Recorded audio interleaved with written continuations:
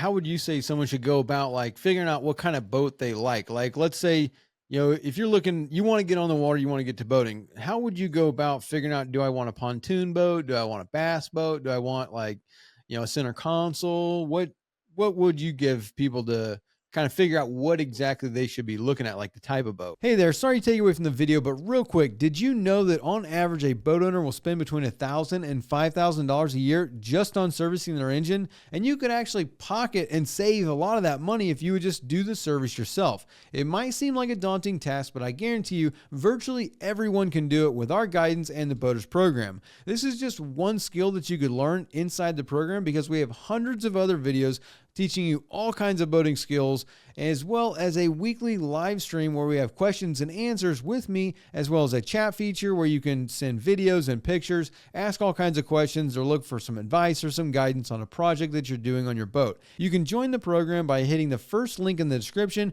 clicking join, or visiting bornagainboating.com. Now back to the video. Yeah, so I look at two questions, really three. Is the first one is, what's your perfect day? When you imagine your perfect day on the water, what are you doing? And what's in your head? Like, what's the style of boat in your head if you have that? Use that as a starting point. Number two is, all right, that's great, but what are you going to do 80% of the time? Mm-hmm. What's your major use for the boat? I've got it in my head that I want to run to the Bahamas. Like, that's my dream. But 80% of the time, I'm going to be going to restaurants and maybe doing some nearshore fishing. Okay, let's put the Bahamas on hold and let's work with that 80%. And then number three is, what kind of water are you boating in? So if I'm talking offshore fishing, and that's really, I want to go, 10 miles out to this great fishing hole. I went with my buddies. It was a blast. Well, then you have to take a jet boat. You have to take a pontoon. You got to take a traditional bow rider. You just have to take those off the table because they're just not suited for that environment. Mm-hmm. And I've got some videos on that, like what's right, what's wrong. I know you've got some content that would apply to that as well. But then you sort of mash all three of those together. A buddy of mine, I helped buy a boat a couple years ago. He grew up at the coast in Wilmington and now lives here in the Carolinas where it's all fresh water. And he's like, Matt, I want to get a boat. All right, what are you thinking? Well, he grew up with center console, so his mind went to a center console.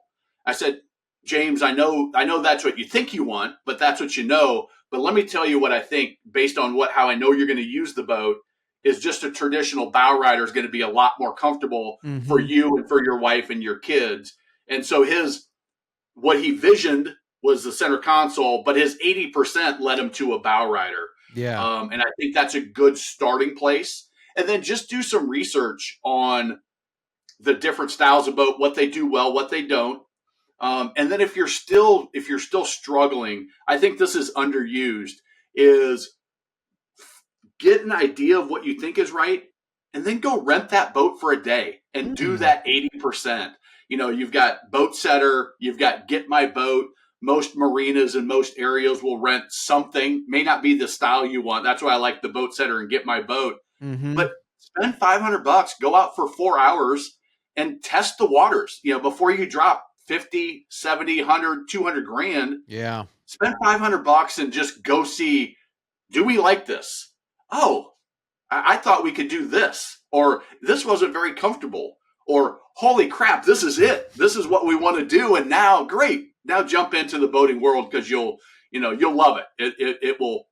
It will become a part of your life probably for the rest of your. Oh my goodness, I'm sweating. I'm getting nervous here with all your audience. There's not that many people, but I don't know why I said that, but that just sort of came out. But that it gives you a really good idea. Gives you a really good idea of how you're going to actually enjoy the boat and if you're on the right track. So if you like this clip, you can watch the full podcast over here, or you can watch another clip over here.